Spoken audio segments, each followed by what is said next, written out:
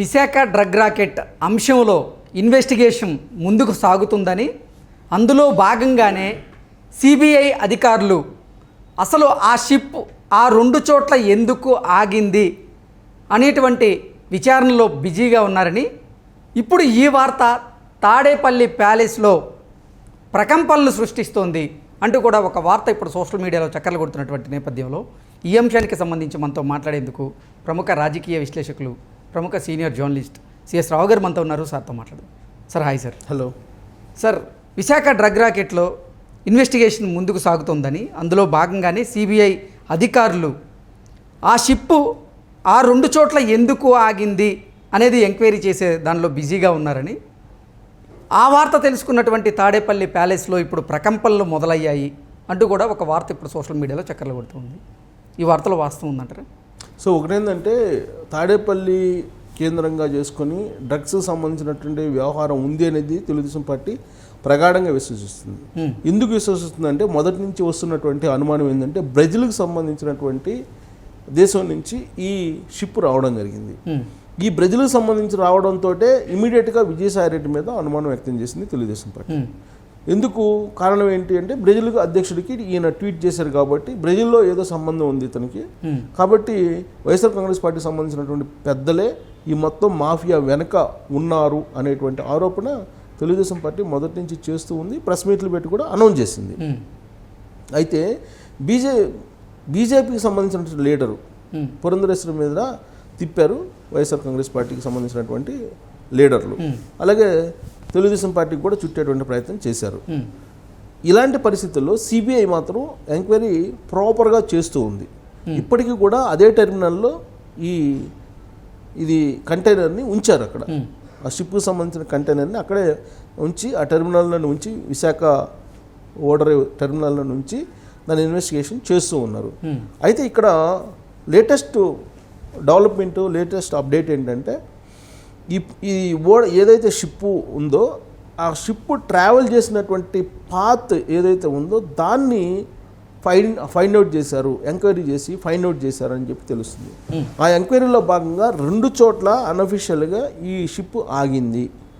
ఈ క్రమంలో dry east book చేసినటువంటి సంధ్యా ఆక్వా ఎక్స్పోర్ట్స్ ఏదైతే ఉందో అది అసలు బ్రెజిల్ నుంచే దీన్ని చేసిందా, వీళ్ళకి తెలిసి జరిగిందా, లేదంటే మధ్యలో ఎవరైనా దీన్ని ఉపయోగించుకున్నారా డ్రగ్స్ కోసం ఈ డ్రై ఈస్ట్ని అనేది తేలాల్సి ఉంది అనేది ఇప్పుడు సిబిఐ అధికారులు ఆ డైరెక్షన్గా వెళ్తున్నారు. ఇప్పటికే కాల్ డేటా అంతా కూడా తీసుకున్నారు.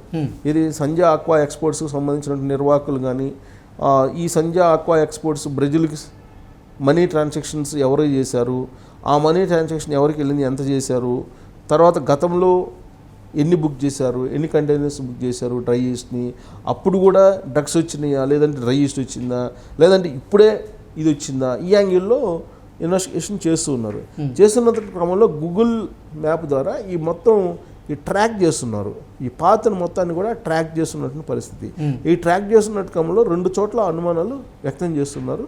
ఈ రెండు చోట్ల అనుమానాలు ఉన్నటువంటి క్రమంలో అది కనుక ఫైనల్ అయితే ఇది ఒక కొలిక్కి వచ్చేటువంటి అవకాశం ఉంది అని చెప్పి సిబిఐ వాళ్ళు ఇప్పుడు తాజాగా చెప్తున్నటువంటి మాట. ఏంటి ఆ రెండు చోట్ల ఎక్కడెక్కడ ఆ రెండు అనేది కనుక మనం చూస్తే ఇప్పుడు షిప్ వచ్చేటువంటి మార్గం ఉంటుంది. ఆ మార్గాన్ని మొత్తం కూడా ట్రేస్ అవుట్ చేస్తారు వీళ్ళు. ట్రేస్ అవుట్ చేసి దాంట్లో అసలు ఏంటి, ఎక్కడి నుంచి ఎక్కడికి వచ్చింది అనే దాని మీద చూసారు. సో బ్రెజిల్ నుంచి ట్రావెలింగ్ మ్యాప్ తీసుకున్నారు. బ్రెజిల్ నుంచి వచ్చేటువంటి ఈ షిప్ ట్రావెలింగ్ మ్యాప్ని సిబిఐ వాళ్ళు తీసుకున్నారు. 2 రోజులు ఆలస్యంగా వచ్చింది. యాక్చువల్గా షెడ్యూల్ కన్నా 2 రోజులు ఆలస్యంగా ఈ షిప్పు వైజాగ్కి వచ్చింది. వైజాగ్ ఓడరేకి ఎందుకు వచ్చింది? కొలంబో మార్గంలో ఏమైనా సీల్ ట్యాంపరింగ్ జరిగిందా? కొలంబోకి వెళ్ళింది. కొలంబో మార్గంలో ఏమైనా ఈ ట్యాంపరింగ్ ఏమైనా జరిగిందా? దీంట్లో సీల్ అంటే జనరల్గా ఏంటంటే డ్రై ఈస్ట్ కానీ ఏదైనా సరే ఎనీ ప్రోడక్ట్ ఏం కానీ సీల్ వేసేస్తారు కంటైనర్కి. సీల్ వేసినప్పుడు ఇంకా అది సీల్ తీయటానికి ఉండదు. కానీ సీల్ ట్యాంపరింగ్ ఏమైనా జరిగిందా, సీల్ ట్యాంపరింగ్ చేసి కొలంబోలో ఏదైనా జరిగిందా అనేటువంటి అనుమానం ఇప్పుడు వ్యక్తం చేస్తున్నారు. దాంట్లో భాగంగా సంధ్యా ఆక్వా ఎక్స్పోర్ట్స్ ప్రతినిధులకు సంబంధించి కాల్ డేటా మొత్తం కూడా క్షుణ్ణంగా పరిశీలిస్తున్నారు.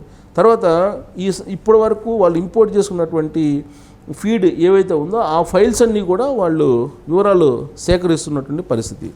సో మొత్తం ప్రయాణం వచ్చేసి దీనికి సంబంధించి ఈ షిప్కి సంబంధించి బ్రెజిల్ నుంచి 10 రోజుల ప్రయాణం, మొత్తం 10 days ప్రయాణం షెడ్యూల్ ప్రకారం. యాజ్ పర్ ద షెడ్యూల్ 10 రోజుల్లో బ్రెజిల్లో బయలుదేరినటువంటి షిప్ వైజాగ్ ఎయిర్పోర్ట్కి రావాలి 10 రోజుల్లో.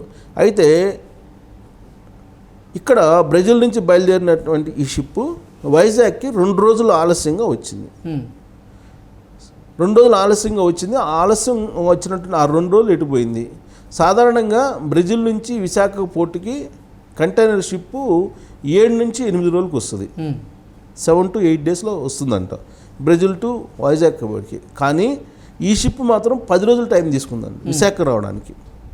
అంటే మధ్యలో 2 రోజులు, ఆ 2 రోజులు ఎక్కడ పోయింది అనేది, అందుకు గల కారణాలు ఏంటి అనే దాని మీద ఇప్పుడు విశ్లేషణ చేస్తున్నారు. సో కొలంబో నుంచి విశాఖ వచ్చేందుకు 3 రోజులు పడుతుంది టైము. అంటే షెడ్యూల్ ప్రకారమే నిర్ణీత సమయంలోనే కొలంబో నుంచి వచ్చింది. కొలంబో టు విశాఖకి షెడ్యూల్ టైంలోనే వచ్చింది. అంటే ఆ నౌక ఇక మరి బ్రెజిల్ నుంచి కొలంబో మార్గం, అంటే బ్రెజిల్ నుంచి కొలంబో, కొలంబో నుంచి వైజాగ్. సో బ్రెజిల్ నుంచి కొలంబో, కొలంబో నుంచి వైజాగ్, కొలంబో నుంచి Vizag as per the schedule ఎన్ని రోజులు రావాలో 3 రోజులు రావాలి, 3 రోజులు వచ్చేసింది, రీచ్ అయింది. కానీ కొలంబో నుంచి బ్రెజిల్ నుంచి కొలంబో రావడంలోనే ఏదో జరిగింది అనేటువంటి ప్రాథమికమైనటువంటి అనుమానం వ్యక్తమవుతుంది. కొలంబో వచ్చే మార్గంలో సీల్ ట్యాంపరింగ్ ఏమైనా జరిగిందా అనేది ఇప్పుడు సిబిఐ దర్యాప్తు చేస్తుంది. 2 పోర్టులకు వెళ్లకుండా నౌకను ఎందుకు దారి మళ్లించారు? 2 పోర్టులకు వెళ్ళాలంట, కానీ అక్కడికి వెళ్లకుండా దారి మళ్లించారనేది ప్రాథమికంగా సిబిఐ గుర్తించింది. 2 పోర్టులకు వెళ్లకుండా నేరుగా వచ్చినప్పుడు 2 రోజులు ఎందుకు ఆలస్యమైంది? ఇంకా తొందరగా రావాలి కదా. 2 పోర్టులకు వెళ్ళలేదు ఆన్ ద వే షెడ్యూల్ ప్రకారం, కానీ ఎందుకు ఆలస్యమైంది అనేది చూస్తున్నారు. సో బ్రెజిల్ బృందం కూడా కాల్ డేటా, అక్కడ బ్రెజిల్ బృందాన్ని సిబిఐ బృందం కూడా ఈ సంజయ్ ఆక్వా సంస్థ సంబంధించిన కాల్ డేటాను విశ్లేషిస్తున్నారు. అలాగే ఈ ఫోన్లు సంబంధించి మొత్తం కూడా హ్యాండ్ ఓవర్ చేసుకున్నారు. తర్వాత బ్రెజిల్లో డ్రై ఈస్ట్ ఆర్డర్ చేసినటువంటి సంస్థ ఏదైతే ఉందో దాని దగ్గర నుంచి కూడా దాని దగ్గర నుంచి శాంటోస్, బెల్జియం, డాట్లాంటిక్, కొలంబో పోర్టులకు వెళ్ళాయి. అంటే ఈ పోర్టుల్లో ఈ షిప్పు సంబంధాలు ఉన్నాయి. శాంటోస్, బెల్జియం, డాట్లాంటిక్, కొలంబో పోర్టులకు వెళ్ళి షిప్ బెర్తింగ్ సమయంలో ఏం చేసింది, ఈ షిప్ వస్తూ వీటన్నిటికి వెళ్ళింది, అక్కడ ఏం చేసింది అనేది సీసీ ఫుటేజ్ని ఎంక్వైరీ చేస్తున్నారంట అక్కడ ఈ 5 చోట్ల ఈ పోర్టుల్లో. అంటే ఆడ పోయి అక్కడ షిప్ బెర్త్ అయ్యింది, అక్కడ ఏమైంది అనేది సీసీ ఫుటేజ్ చేసుకుంది. ఇందులో భాగంగా కొన్ని బృందాలు ఆడ ఈ మధ్య అన్ని రకాలుగా ఇట్లా సంజయ్ ఆక్వా దగ్గర నుంచి ఈ పోర్టులకు కూడా వెళ్ళి సీసీ కెమెరా ఫుటేజ్ ఇవన్నీ కూడా చూస్తుంది. 2 పోర్టులకు మాత్రం మిస్ చేసింది వెళ్ళేటప్పుడు. ఏం పోర్టులు మిస్ చేసింది? ఓషన్ నెట్వర్క్ ఎక్స్ప్రెస్ దీన్ని అంటారు, అంటే ట్రాక్ చేసింది.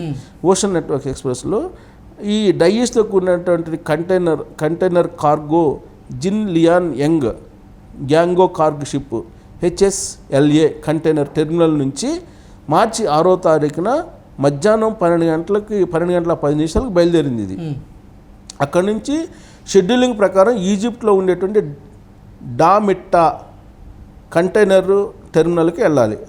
ఆ తర్వాత సూయజ్ కెనాల్లో బెర్తింగ్ కావాలి ఇది. ఆ తర్వాత అయితే ఈ 2 పోర్టులకి వెళ్లకుండా స్కిప్ కాలింగ్ చేశారు. స్కిప్ కాలింగ్ చేసి నేరుగా మార్చి 9వ తారీఖు సాయంత్రం 4 గంటలకు బెల్జియంలోని ఆంట్ వెర్ఫ్ గేట్వేకు చేరుకుంది. అర్ధరాత్రి 1 గంట వరకు బెర్తింగ్ ఇచ్చారు అక్కడ. బహుశా అక్కడే జరిగి ఉంటుందని చెప్పి వీళ్ళు అనుమానిస్తున్నారు. ఆ తర్వాత 10వ తారీఖు 9:43 నౌక తిరిగి అక్కడి నుంచి బయలుదేరింది. డాట్లాంటిక్లోని CNM టెర్మినల్కు 11వ తారీఖు యుగోజాను 4 గంటలకు చేరుకుంది. 12వ తారీఖున సాయంత్రం 4:35 మళ్ళీ బయలుదేరింది అక్కడి నుంచి.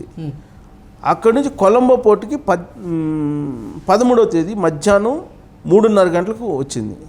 తర్వాత అదే రోజు రాత్రి 12:30కి తిరిగి బయలుదేరి విశాఖ కంటైనర్ టెర్మినల్లోని టెర్మినల్ 2కి 16వ తారీఖు సాయంత్రం 5 గంటలకు వచ్చింది.